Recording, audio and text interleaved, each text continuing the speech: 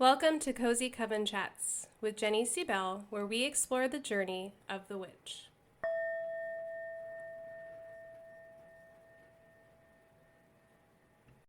Hey witches, welcome to another Cozy Coven Chat. I am your host, Jenny C. Bell, and we are still in November. This is for the week of November 16th. But like I've said before, whenever you listen, trust. These podcast episodes aren't very long for a reason, so that if you wanted to listen to a whole bunch in one day, you could, to catch yourself up or however. But whenever you find it, it's meant for you, right? The whole point of me doing this podcast is to, I don't want to use the word force, but it's sort of like that. It's a way to make it so that I am living slowly, that I am tuning in weekly, seasonally to the moons.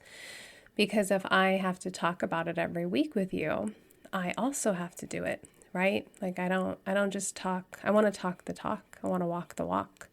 So this podcast is for me as much as it is for you, and I appreciate you listening.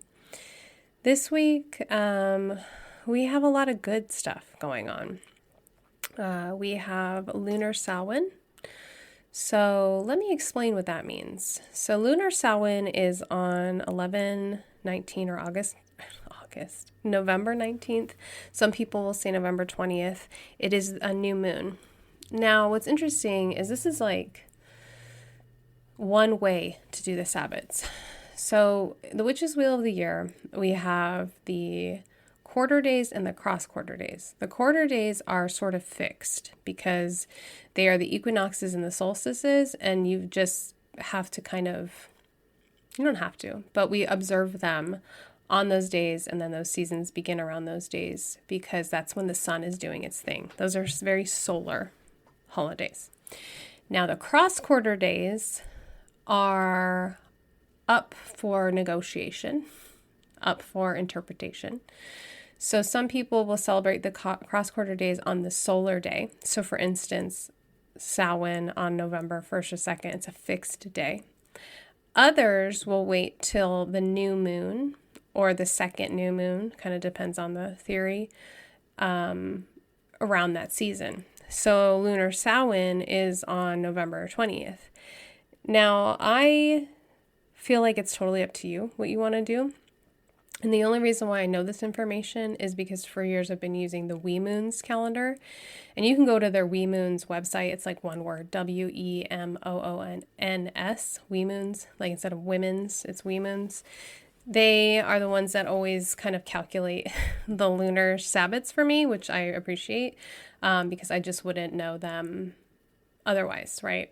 Because like I said, I always thought it was the new moon closest to the actual date, holiday, but some people say the second new moon for Samhain. I don't know.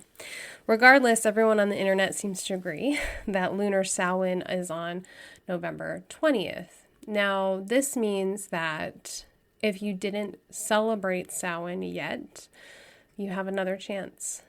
If you already celebrated Samhain and you're kind of in the winter solstice Yule mode, which happens, I don't know if it happens other places, definitely happens in here in America where, Halloween happens and people decorate for Christmas. I was walking around, I think it was November 2nd, and I already noticed Christmas trees. My daughter, we went somewhere on November 2nd, and she sleeps in because she's a teenager. And I was like, I know when we get home, she's going to be decorating her room for Christmas. And sure enough, she was. So some people are already looking forward to Yule. And for them, they celebrated Samhain. They understand that, we're still in the season of Samhain, but that's not where their heart is. And so if you're feeling that, you're like, oh, lunar Samhain, I'm not really feeling that. I already have my Yule decorations out. I have my Yule card decks or whatever. That's okay. All right. This is an individual path. And I think in some ways that makes it tricky for a lot of people. There's so much free choice that for some people it's a little overwhelming, especially if you've come from a religion with strict rules and this is what you do and why you do it kind of a thing, right? If you come from a more strict religion, sometimes all this freedom is scary, right? And so I'll just tell you, you have choices. You can celebrate the cross quarter days on the calendar date, that's a fixed day, or you can choose to celebrate it on the lunar date, which is always a new moon, or you could do both, right? It's totally up to you. So we have this lunar Samhain on November 19th. It's a new moon in Scorpio. And on the same day, Mercury is out of retrograde.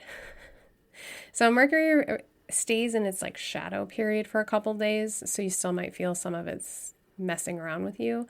But we're out of the woods, right? I'll refrain from singing. But if you know that song from The Wizard of Oz, that's the song I'm thinking about. So we're sort of out of the woods. And then on November 21st, Sagittarius season begins, which I personally really love. Like, Cue the Archer by Taylor Swift. Like, I like that. I don't know, Sagittarius is always so fun and free and fiery. I enjoy that season. And then we get into Capricorn season and I feel like heavy and like I need to work more. Which, let's just enjoy Sagittarius season here. So November 19th, I suggest doing something for yourself for the new moon. If you want to tune in with Scorpio energy, we can look at boundaries, you can look at shadow work, you can look at some sort of release. If you want to tune in with Samhain, you can be working with divination, you could be working with ancestors. If you didn't do an ancestor altar or silent supper and you were like, I really want to do that, this is your second chance. You can also thank Mercury if you survived Mercury retrograde. You could also be looking at, for us, this Samhain marks the new year. So you might want to start manifesting some new year type things, right? With some new year energy. You could do a year ahead card reading. You could start focusing on, your intentions for next year. You don't have to put them out there yet, but you can at least start thinking about them. So I like to always treat new moons like a fresh start. So you can either release some things, you could manifest some things, you can rest. I talked about this recently. The full moon after Samhain, it was a Taurus full moon, and everyone in our coven, I asked, was tired and drained. I personally was really tired. We went through a lot of changes that week, a lot of missteps and whatever. Mars was messing with me in my chart where my kind of sense of scheduling and routine is, and it was totally disrupted.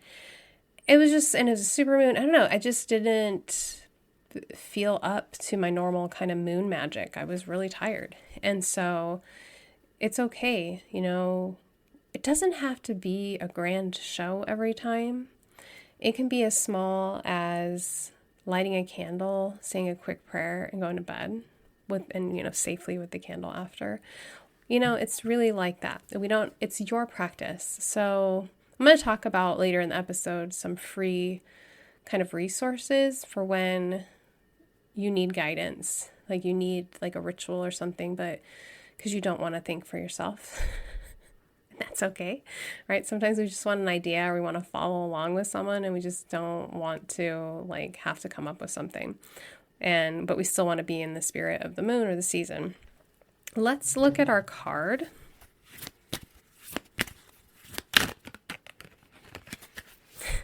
So we have the Tower, which, let's not panic. Immediately what I'm thinking is, we've had a lot of planetary shifts. Mercury's coming out of retrograde. We have this new moon, which is new energy. We have us going into Sagittarius season. I feel like, for me, it's feeling like a quick, good change is here. But Tower energy is definitely significant. It usually means an abrupt change. And because I read for a collective here, it makes me wonder if something's going to happen in the world or at large or in the collective in general, some sort of larger shift that will affect all of us. So let's not doomsday.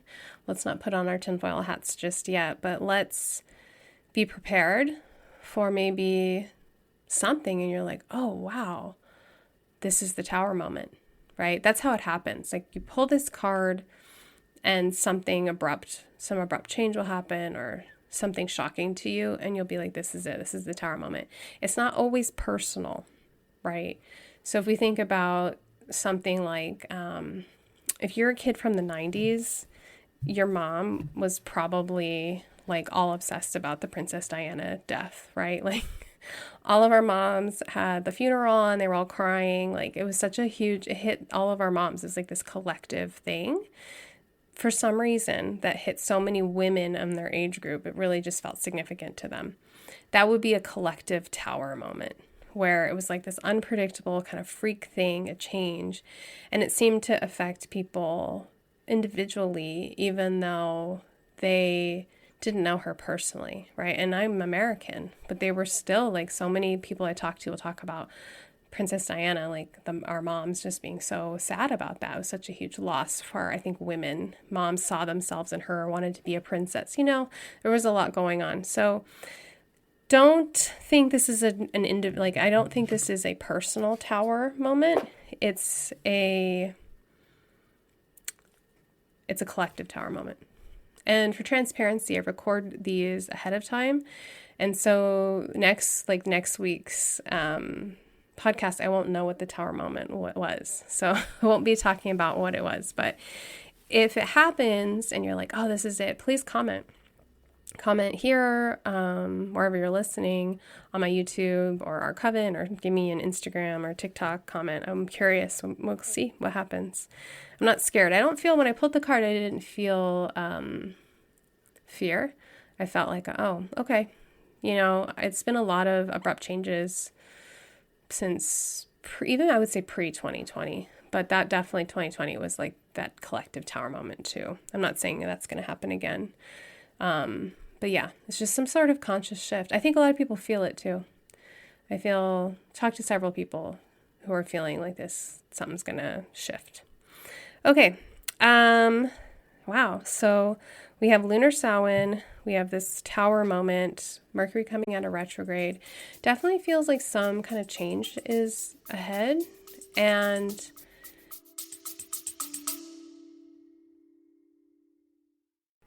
hey, it's Jenny interrupting myself to invite you to join my private, cozy, and international community, Our Coven. We are an inclusive community off of main social media dedicated to learning and growing as witches. To learn more, please go to jennycbell.com. I'm going to talk about this more at the journaling section. But when I get a tower card or a chariot card or something where I know change is going to happen, I often will make peace with it and then start changing up little routines or daily habits as a way of inviting positive change into my life. Like taking a different route home, listening to a new music artist, like just opening myself up to the change really helps me shift consciously. I wanted to share a couple of things before I jump into today's kind of like little chat. I still am running my sale for the Our Coven membership, the annual and semi-annual membership. You can take 20% off with the code SAMHAIN, SAMHAIN. Just go to jennycbell.com, click on the Our Coven community page, and it'll take you there. I also am part of a really fun series called The Way of the Witch, a 5-day audio series, and it starts November 17th. It's free. I'll have the link here. And it's a really great collection of a lot of different witches from different backgrounds, and we're all talking about the elements. So my talk is about calling on the elements daily, like not just for Ritual Circle, and like getting to know the elements. And then I have a little free resource for you to create your own element prayer. So it's like a little fill in the blank.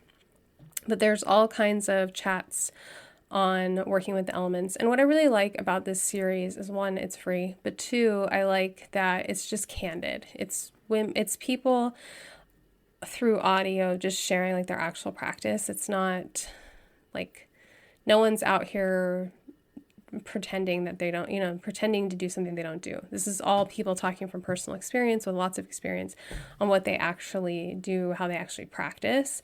And so I think it's kind of cozy. I'm excited. I'm going to listen. There are some people in there that I admire and will enjoy for sure. I wanted to talk today about like when you're not feeling up for a ritual, right? So when you're feeling like a moon is here, a new moon or full moon or Samhain or Yule, and you're just like, I'm tired. I don't want to do this. Like or you're sick or you're busy with family. And I think, life gets in the way. Celebrating all the moons, there's 13 moons in a year, so 13 new moons, 13 full moons, and then the 8 Sabbats, like it's a lot more than other people. Just kind of doing the regular holidays, because you probably, chances are, do the regular commercial holidays on top of the spiritual witchy holidays. And so it sometimes feels like a lot. It can be a little overwhelming, a lot of pressure. So I wanted to share a couple of resources on YouTube first that I think are helpful. So number one is the Yogi Witch. Just put that into YouTube. She's this lovely young woman from the UK, and she puts out great yoga videos for some of the new moons, full moons, and the Sabbats. And you can go back and like look at her library, but you can find a video. Like, let's say, the new moon comes and you're like, I don't really know what to do. You can do a new moon video with her. She often will speak, she always calls us witches and little coven. She often will have like little intentions that you can set or affirmations. She will, you're doing them when they come out, she'll talk a little bit about that particular moon or that holiday. And what's nice is you're also getting your exercise. So if you're having a really busy day and you're like, I don't really have time, that's 2 things in one, right? You're tuning in with the moon or the holiday and you're getting exercise. And I really like her. I've been coming to her videos quite often, actually. And then if you're too tired to do your own card reading or divination, but you'd like to have a good reading, I really love on YouTube the channel Charmed Intuition Tarot. Now, by the way, I don't know either one of these people, but I'm fans. And so Charmed Intuition Tarot, Myra, my best friend, got me into her channel like a while back. And I just love, her name's Liz. She's got such a cute personality, so bubbly and sweet. She uses a combination of tarot, oracle, and charms, sometimes pogs. It's very cozy. It's very sweet. She'll do love readings. She does week by week. She does month ahead. So if you're just like, I'm really tired, I don't want to pull cards, but I would love to know, try it out. And if that one doesn't work for you, try a different one. But I really believe these collective readings work. Like, I do them for our coven for a reason. I think it is possible to collectively learn. They pull in the energy and it works. So those are really great. Another great resource is your local library or Libby, the Libby app, which works with your local library card. Getting books for free is awesome. And also like turning to a book for a moon ritual or a Sabbath ritual is great.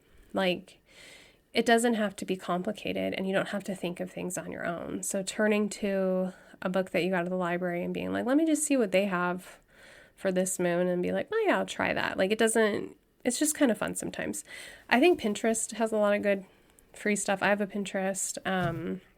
You can find my Pinterest through my website, but I have like a board for every holiday and a moon board, but there's a lot of good information sharing on there that maybe will spark an idea for you. Some other really simple things to do one is coloring. I have some coloring pages in our coven, and I also have some on my Etsy shop too, but basically you pick out colors with intention and you color as the spell. So you think, if it's you're manifesting for wealth, you pick out colors that are wealthy to you or feel wealthy. You can embed runes or sigils into the coloring and you color with intention. And when you're done, the coloring's a spell, which is very relaxing, very low energy.